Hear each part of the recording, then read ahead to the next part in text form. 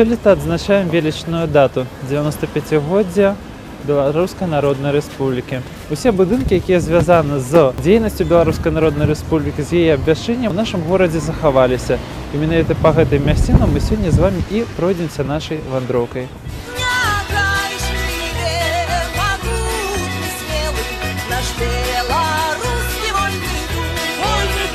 З 5 по 17 снежня 1917 года у будынку былога гарадскога тэатру, сучаснага тэатру імя Янкі Купала адбываліся паседжанні першага ўсебеларускага з'езду.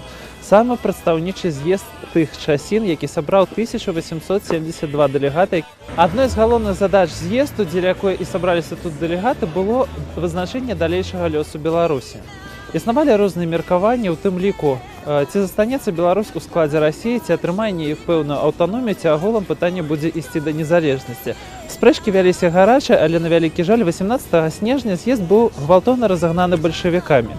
Падчас кулачных баёў на барыкадах з'езд здолеў абраць раду, якая пад аховай чыгуначнікаў працягнула сваю працу ў будынку дэпо Лібава-Роменскай чыгункі.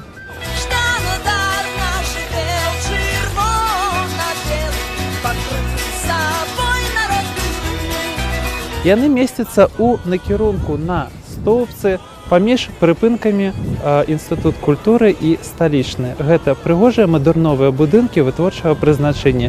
Менавіта там, пад аховай чыгуначнікаў, і працягвалася праца з'езду, якая была гвалтоўна перарваная ў будынку Купалаўскага тэатра.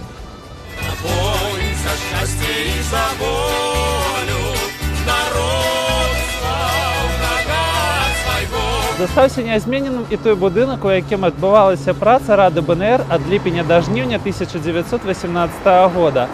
Гэты будынак быў пабудаваны ў 1912 годзе ў псеўдарускім стылем архітэктарам Струевым.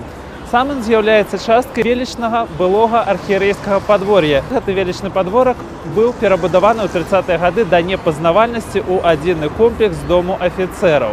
Выява гэтага будынку была змешчаная на марках, якія выдавала Рада Беларускай Народнай Рэспублікі.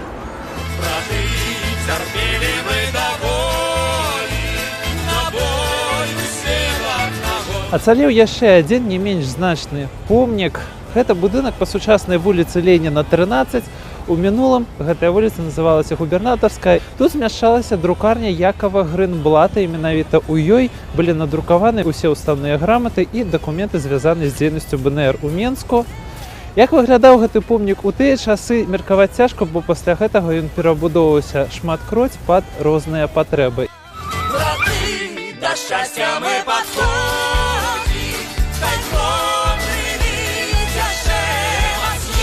У будынку колішняга біскупскага палаца, тагачаснай рэзідэнцыі расійскіх губернатараў, у 1918 годзе засядалі спачатку выканаўчы камітэт Рады ўсебеларускага з'езда, а пасля народны сакратарыят.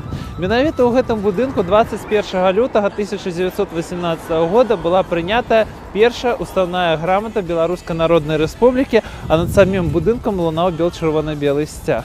Сучасны выгляд у гэтага будынку зусім не адлюстроўвае яго першапачатковую сутнасць, паколькі ягонае аздабленне было вельмі знявечана падчас рэканструкцыі канца 60-х гадоў.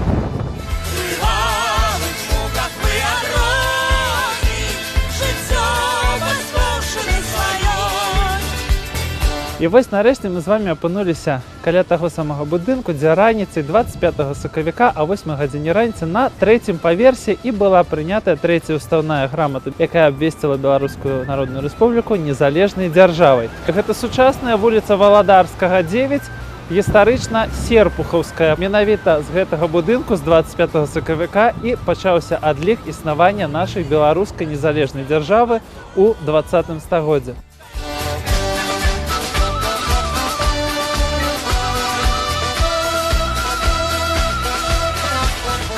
Блукаючы сёння па ўсіх тых мясцінах, звязаных з Беларускай Народнай Рэспублікай, мы не пабачылі з вамі ніводнай мемарыяльнай шыльды, прысвечанай тым падзеям. Не маем ніводнага вось такога сведчання, якое б дазваляла арыентавацца ў нашай гісторыі як самім менчукам, так і гасцям, якія прыязджаюць да нас. Жыццё бацькоўшчыны сваёй!